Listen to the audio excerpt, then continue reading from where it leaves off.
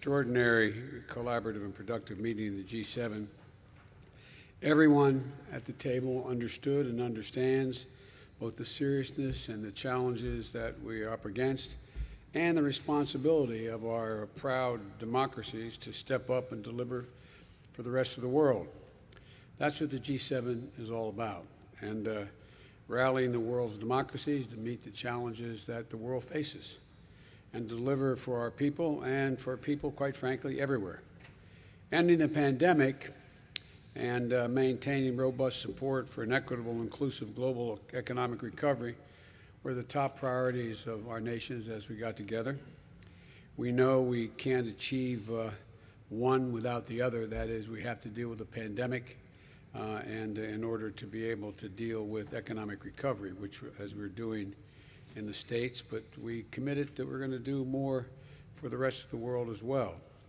The fact is that the U.S. contribution is the foundation to work out how we're going to deal with the 100 nations that are poor and having trouble finding vaccines and having trouble dealing with reviving their economies if they were in the first place in good shape. And I committed that we would provide a half a billion beyond the 80 million we've already done, half a billion doses of Pfizer vaccine, which we contracted to pay for. In addition, the money we put into the COVID project, which is that COVID is, I know you all know, but a lot of people may not know what COVID is. That is a system whereby they're going to provide funding for states to be able to get access to vaccines on their own as well.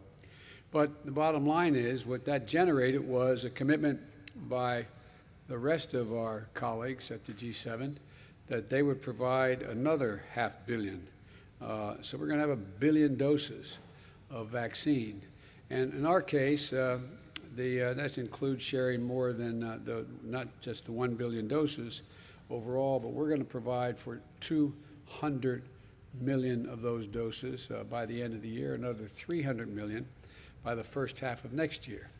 And so it was greeted with some enthusiasm, and we've agreed to work together so that the world is better prepared to detect and deal with future pandemics, because there will be future pandemics. We have I'm sure you've seen it. If you haven't, you'll get it, a joint statement we put out of the G7. You've seen it, I'm sure. We are committed to follow on to do some significant work, including not only how we deal with the distribution and help in getting shots in arms for the rest of the world, but how we're going to deal with putting together a mechanism to anticipate and deal with and be aware of the next pandemic when it comes along, and there will be others. And we also agreed to take important steps that are going to support global economic recovery by laying the foundation for an equitable global economy.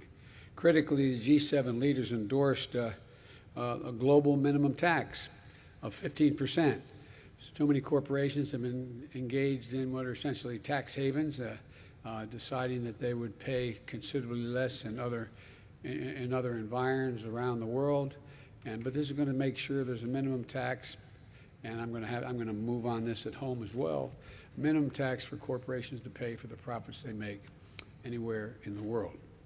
And this agreement is going to help arrest the race to the bottom that's been going on among nations attracting corporate investment at the expense of priorities like protecting our workers and investing in infrastructure.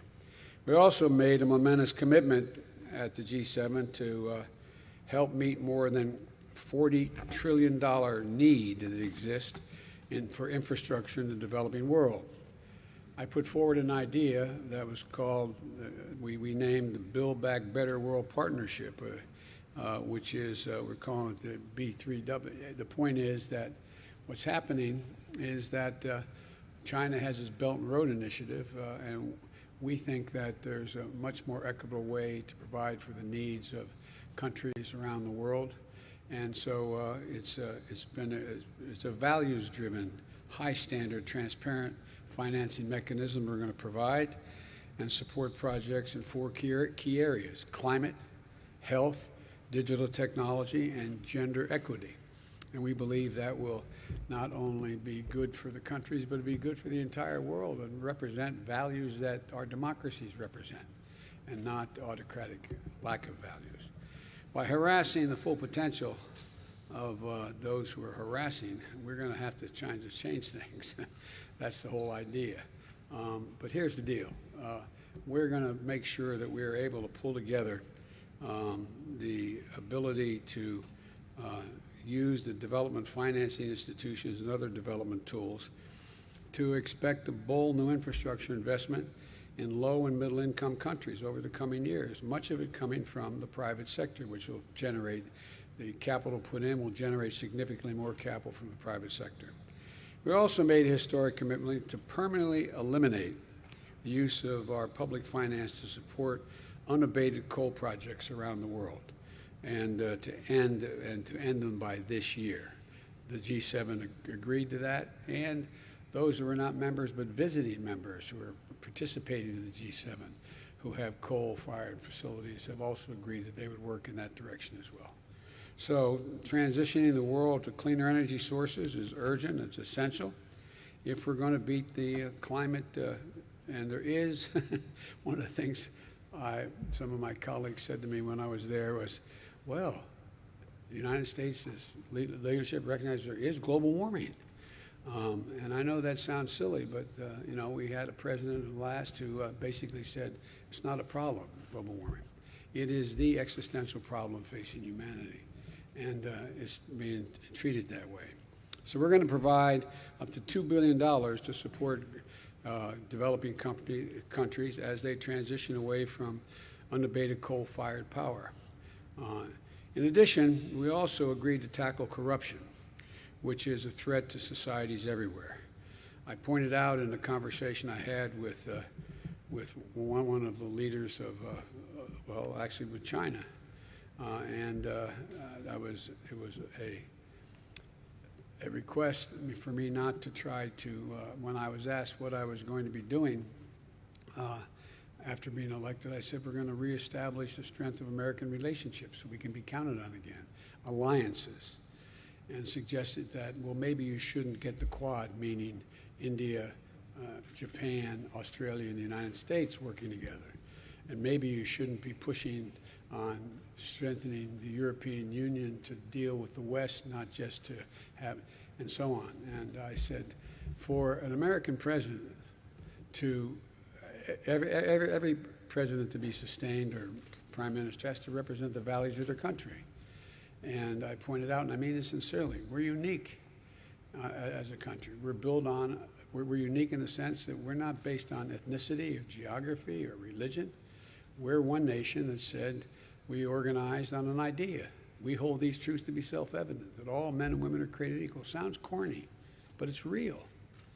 And any president who doesn't act consistent with what the raison d'etat for the nation is cannot be sustained at the support of that country. And so what we were able to do is we know that corruption undermines the trust in government, siphons off public resources, makes economies much less competitive, and constitutes a threat to our security. So we're going to work together to address issues like the abuse of shell companies, money laundering through real estate transactions, and we've agreed that we're going to work together to address cyber threats from state and non-state actors like criminal ransomware networks, and hold countries accountable that harbor criminal ransomware actors, don't hold them accountable.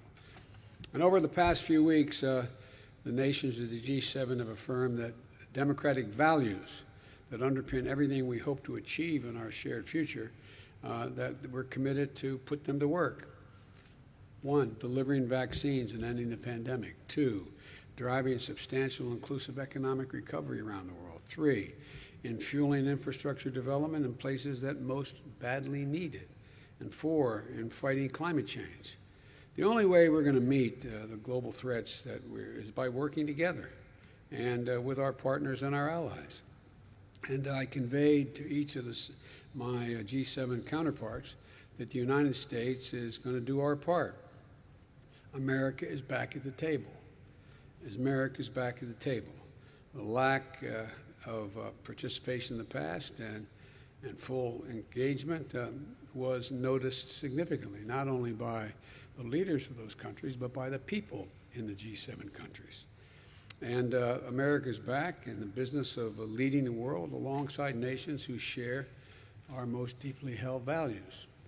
And so the bottom line is I was very pleased with the outcome of the entire conference.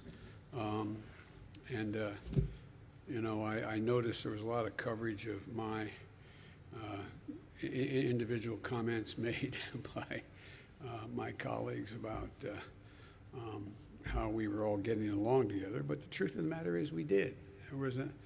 I felt, it wasn't about me, but it was about America. I felt a genuine sense of enthusiasm that America was back at the table and fully engaged. And now I'm going to be heading off to Brussels, to NATO, and many of the same people are going to be at that table and in NATO, and to make the case we are back as well. We do not view NATO as a sort of a protection racket. We believe that NATO is vital to our ability to maintain American security for the remainder of the century. And there's a real enthusiasm. I made it clear, and I pointed out, and I thanked them. You know, Article 5 is an attack on one, is attack on all. Well, what Americans sometimes don't forget, remember what happened on 9/11. We were attacked. Immediately, NATO supported us. NATO supported us. NATO went till we got bin Laden. NATO was part of the process. And I want them to know, unlike whether they doubt it, that we believe NATO and Section 5 is a sacred obligation. Bottom line is, I think we've made some progress in reestablishing American credibility among our closest friends and our values. Now, why don't I take some of your questions? And I'm told, Jonathan, I'm supposed to recognize you first. Well, I appreciate that, sir. Thank you very much. Mr. President, Vladimir Putin, thank you. Vladimir Putin, who you'll be seeing in a few days in Geneva, said just a couple of days ago that he believed that U.S.-Russia relations were at a low point.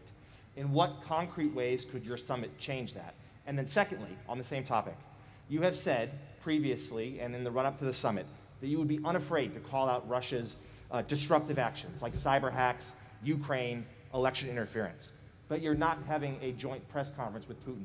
Why not take the chance to stand side by side with him and say those things to him with the world watching? Well, let me make it clear. I think he's right. It's a low point, and it depends on how he responds to acting consistent with international norms, which in many cases he has not. As I told him when I was running and when I got elected, before I was sworn in, that I was going to find out whether or not he in fact did engage in trying to interfere in our election, that I was going to take a look at whether he was involved in a cybersecurity breach that occurred, et cetera. And if I did, I was going to respond. I did. I checked it out, so I had access to all the intelligence. He was engaged in those activities. I did respond and made it clear that I'd respond again. With regard to, I always found, and I don't mean to suggest that the press should not know, but this is not a contest about who can do better in front of a press conference or try to embarrass each other. It's about making myself very clear what the conditions are to get a better relationship are with Russia. We're not looking for conflict. We are looking to resolve those actions which we think are inconsistent with international norms, number one. Number two, where we can work together, we may be able to do that in terms of some strategic doctrine that may be able to be worked together. We're ready to do it. And there may be other areas. There's even talk there may be the ability to work together on climate. So the bottom line is that I think the best way to deal with this is for he and I to meet, he and I to have our discussion. I know you don't doubt that I'll be very straightforward with him about our concerns. And I will make clear my view of how that meeting turned out, and he'll make clear how from his perspective, how it turned out.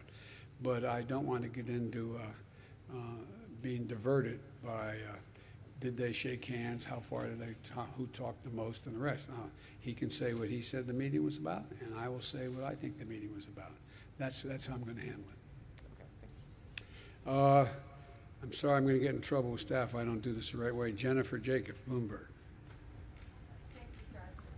On China, China seems to be doing exactly what it wants to do with regard to Hong Kong, with regard to Xinjiang, with the South China Sea, and many other issues, despite pressure from you and from allies. The final language in the G7 communique does have some mentions of China, which is different from past years, but I know it's not as tough as you and your team wanted it to be. We saw a draft of the communique, and it's not quite as tough.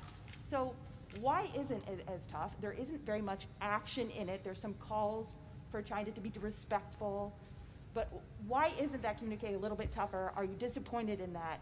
And what can you do to change some of these actions by China? Well, first of all, I think it, as you know, last time the G7 met, there was no mention of China.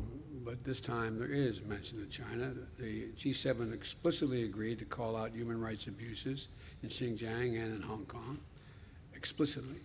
2, to coordinate a common strategy to deal with China non-market policies that undermine competition. They've agreed, and that's underway now, how to do that. 3, to take serious actions against forced labor in solar, agriculture, and the garment industries, because that's where it's happening, and they've agreed we will do that. To launch what I said earlier, I really feel very strongly. I propose that we have a democratic alternative to the Belt and Road Initiative, to Build Back Better. And they've agreed to that, and that's underway as the details of that. We agreed that we put together a committee to do that and come up with that. And thirdly, that we are going to insist on high standards for a climate-friendly, transparent alternative to the Belt and Road Initiative. And but in the meantime, we're going to move forward. Look, I think it's always. Let me put it this way. I know this is going to sound somewhat prosaic, but I think we're in a contest, not with China per se, but a contest with autocrats, autocratic governments around the world, as whether or not democracies can compete with them in the rapidly changing 21st century. And I think how we act and whether we pull together as democracies is going to determine whether our grandkids look back 15 years from now and say, did they step up? Are democracies as relevant and as powerful as they have been? And I walked away from the meeting with all of my colleagues believing that they are convinced that that is correct now too. I shouldn't say now, not just because of me, but they believe that to be the case. And so I think you're going to see just straightforward dealing with China. And again, we're not looking, as I've told Xi Jinping myself, I'm not looking for conflict. Where we cooperate, we'll cooperate. Where we disagree, I'm going to state it frankly, and we are going to respond to actions that are inconsistent. For example, we talked about trade. It's one thing to talk about whether or not our agriculture policy makes sense. It's another thing to say, by the way, you're demanding that if I do business in your country, I've got to give you all my trade secrets and have the Chinese partner have 51% of that? No, not us. So are you saying, Mr. President, are you satisfied with what came out in the Yes. communique, or did you wish it were tougher? Do you wish there was more Yes. action on China? I think there's plenty of action on China, and there's always something that you can, I'm sure my colleagues think there's things they think they could improve, that they want it, but I'm satisfied. Steve Holland, Reuters. The communique cited a variety of fronts on China, everything from human rights, the origin of the COVID virus, Taiwan. What do you think China needs to do to ease tensions? I think China has to start to act more responsibly in terms of international norms on human rights and transparency. Transparency matters across the board. And I think the idea that, for example, one of the things I raised and others raised, I wasn't the only one who raised this at the G7, is that we don't know, we haven't had access to the laboratories to determine whether or not, and I have not reached a conclusion because our intelligence community is not certain yet, whether or not this was a consequence of from the marketplace of a bat and interfacing with animals in the environment that caused this COVID-19, or whether it was an experiment gone awry in a laboratory. It's important to know the answer to that because we have to have access. We have to build a system whereby we can know when we see another lack of transparency might produce another another pandemic. We have to have access. The world has to have access. So we're trying to figure out at the G7 whether we could put together an international basis upon which we could have a bottom line with what the transparency accounted for. And you mentioned that the argument behind the scenes that you had not mentioned China in 3 years in one of these communiques. What did you argue behind the scenes to try to bring people to the point where they got? To answer that question, there's no way to answer without sounding self-serving. Let me just say this. I just laid out what I thought was the need for us to be consistent, to protect our economies, and to see to it that other struggling economies who needed help got the help and were not held captive by other nations. But you might ask that to others. I'm not trying to be a wise guy, but And Wall Street Journal, Andrew?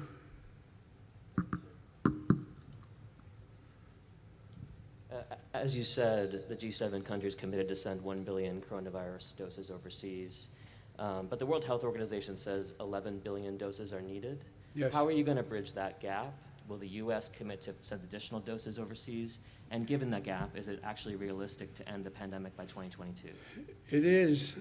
It may take slightly longer worldwide, but the United States is going to continue. I think there's a possibility over 2022 going into 2023 that we would be able to be in a position to provide another billion, us. But that's not done yet. I've been very careful as I've dealt with this pandemic to tell you what I know and say what I thought could be done. And when I've announced it, I've gone and done it. What I don't want to do is be getting too far ahead and suggesting that we can do things and I can do things, the United States can do things that I don't have done yet. So there was a clear consensus among all our colleagues at the G7 that this wasn't the end. We were going to stay at it until we were able to provide for the needs of the whole world in terms, because look, it's not just the right thing to do and from a how can I say it, from a moral standpoint, but it is also the correct thing to do in terms of our own health, our own security. You can't build a wall high enough to keep out new strains. You can't do that. And so I think this is going to be a constant project for a long time. And there may be other pandemics. Again, setting up a system whereby we can detect before it gets out of control a pandemic that may be on the horizon, a virus, is important. So we are not going to, as long as there's nations in need of being able to be vaccinated, we in fact, not only that, we've been engaged in helping, which I've made clear, and most of my colleagues understood it. I mean, no, they understood it, knew it from trying it themselves. This is a gigantic logistical effort. It's one thing to send nation X number, Y number of vaccines. It's another thing to have the people that can actually get it in somebody's arm. And so we are also providing the ability for other countries to manufacture their vaccines. We've all agreed on that. India has the capacity to do that. They don't have the material capacity thus far to do the manufacturing, but there's a lot going on to provide, not only to, quote, give vaccines, but to provide the ability of the countries in question to produce their own vaccines. I'm not going to answer it. No, I'm joking. Last question. Peter Alexander, NBC News. you very much. About Vladimir Putin in your meeting this week, as you're well aware, the U.S. has been slapping sanctions on Russia for years for its malign activities, and Russia has not stopped. So what specifically will you do differently to change Vladimir Putin's behavior? Well, first of all, there's no guarantee you can change a person's behavior or the behavior of his country. Autocrats have enormous power. They don't have to answer to a public. And the fact is that it may very well be, if I respond in kind, which I will, that it doesn't dissuade him. He wants to keep going. But I think that we're going to be moving in a direction where Russia has its own dilemmas, let us say, dealing with its economy, dealing with COVID, and dealing with not only the United States, but Europe writ large and in the Middle East.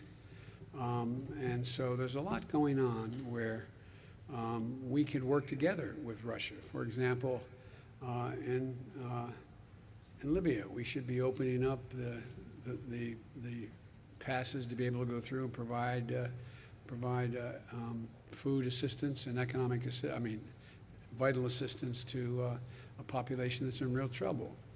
I think I'm going to try very much hard to. It is, and by the way, there's places where I shouldn't be starting off and negotiating in public here, but let me say it this way. Russia has engaged in activities which we believe are contrary to international norms, but they have also bitten off some real problems they're going to have trouble chewing on. And for example, the rebuilding of Syria, of Libya, they're there.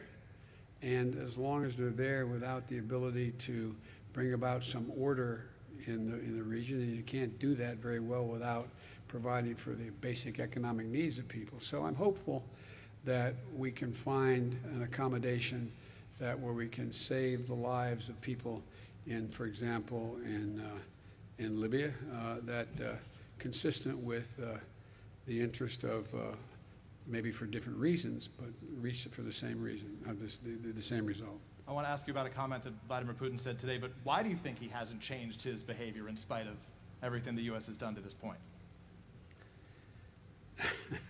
He's Vladimir Putin. I'm not going to get into much more than that because I've got to sit down with him, and I'll be happy to talk after that. But what he said to them, just to conclude, today he said that Russia would be ready to hand over cyber criminals to the United States if the U.S. would do the same to Russia, and an agreement came out of this meeting coming up. So are you open to that kind of a trade with Vladimir Putin? Yes, I'm open to, if there's crimes committed against Russia, that in fact and the people committing those crimes being harbored in the United States, I'm committed to holding them accountable. And I heard that. I was told as I was flying here that he said that. I think that's potentially a good sign of progress. Thank you all very, very much. Thank you.